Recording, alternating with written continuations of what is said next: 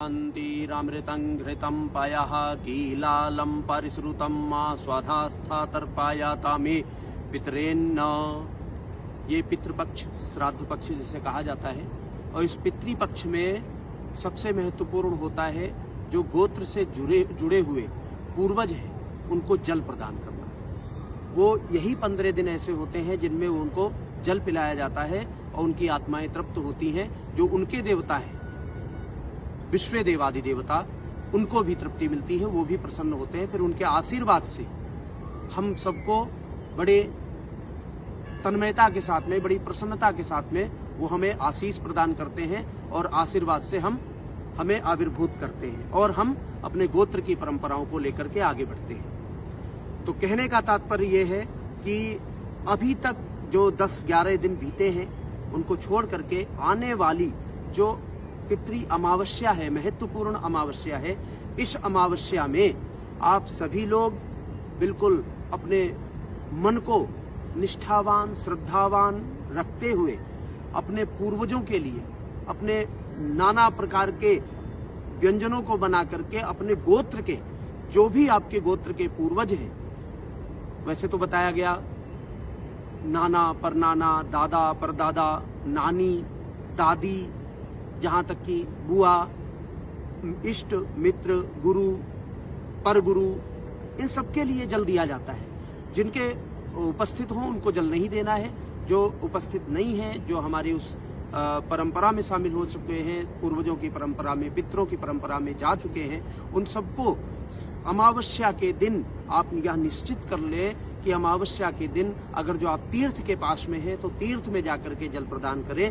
तीर्थ के पास नहीं है तो आप अपने घर में जो गंगा जल रखा है, सरयू जल रखा है, गोदावरी का जल रखा है, नर्मदा जल रखा है, यमुना जल रखा है, क्षिप्रा का जल रखा है, अन्य आदि कोई भी तीर्थ का जल रखा हुआ है, वो जल एक पात्र में परात में भर ले और परात में भर करके कुसा लेकर के कुसा से उनको जल अवश्य प्रदान करें। फिर उसके बाद में सबसे बढ़िया समय होता है अपने अन्न शुद्धि का, अपने विचार शुद्धि का, अपने मन शुद्धि का।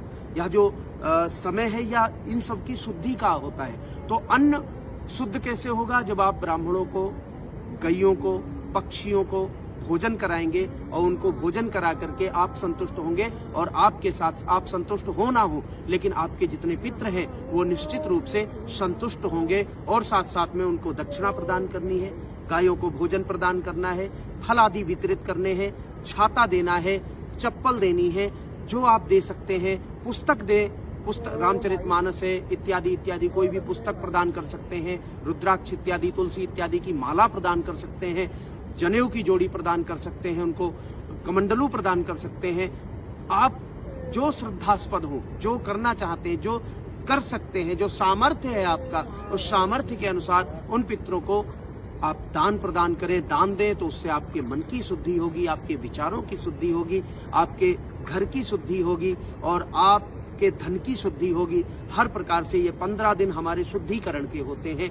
इसके बाद नवरात्र प्रारंभ होते हैं। फिर नवरात्र में व्रत का उपयोग बताया गया है कि 9 दिन जो व्रत रहते हैं वो नाना प्रकार के रोगों से दूर होते हैं, नाना प्रकार के जो निर्णयात्मक शक्ति खत्म हो जाती है, नाना प्रकार के जो विचारधाराएं दूषित होने लगती हैं वो सब दूर हो जाती हैं। फिर हम अपने सही मार्ग से 6 महीने तक निश्चित रूप से अपने पथ पर अग्रसर होते हुए अपने कार्यों को करते हैं। सबसे पहले मैं पुनः आपको बताना चाहता हूं कि गाय, पक्षी, ब्राह्मण को भोजन, चींटी इत्यादि को जो भी आप खिला सकते हैं वो चींटी इत्यादि को खिलाएं।